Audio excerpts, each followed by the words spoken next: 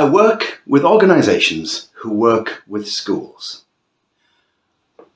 A lot of the time I'm brought in to discuss issues of neurodiversity and neurodivergence, issues of special educational needs, issues of dyslexia and other related modalities. I don't like calling them conditions, let's call them modalities. And a number of times when you work with these organizations who work with these schools, the organizations say, well, actually, the schools don't really feel that they need neurodiversity training. They don't really feel they need special educational needs training. They don't feel they need dyslexia training because they don't feel they have a problem. So what we need to do is we need to give them diversity training, training on the whole richness of diversity. So first things first, yes, diversity is rich, and we need to train people on the richness of diversity, and we need to train them on the richness of inclusion and inclusivity. Absolutely, 100%. We do.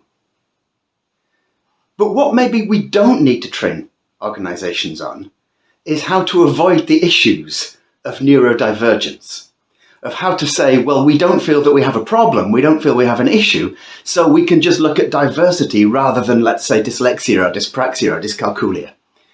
Because the reasons that we do training in dyslexia awareness is because people aren't aware of the issues of dyslexia. Look,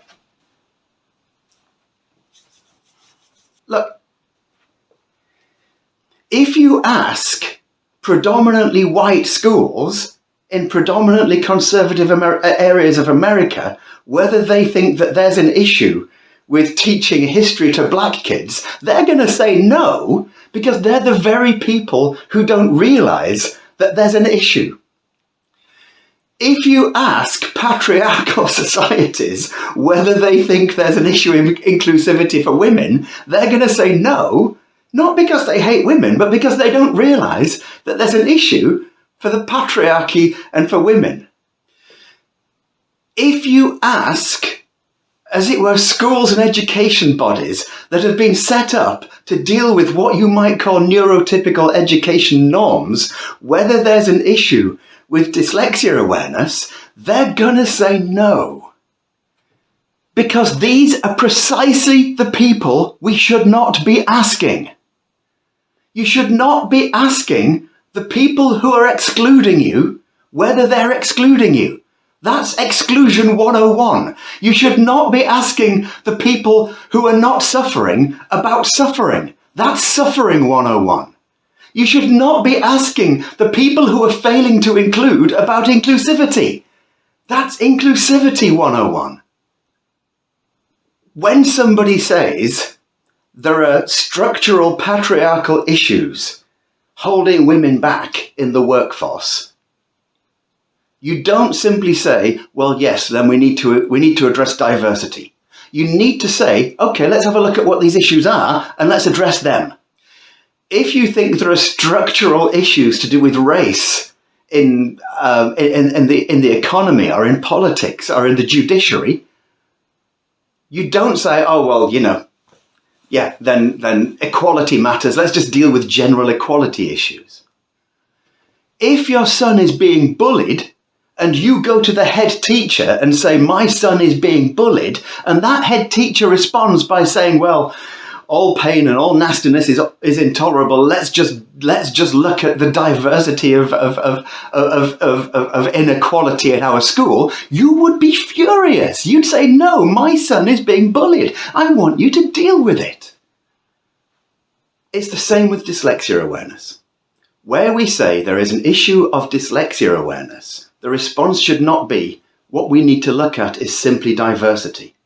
Because what we need to do is we need to look at what the issues of dyslexia awareness are.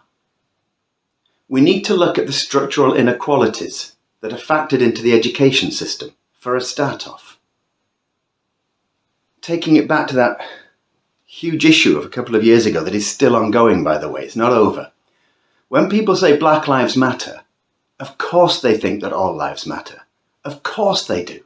They're not saying only Black Lives Matter.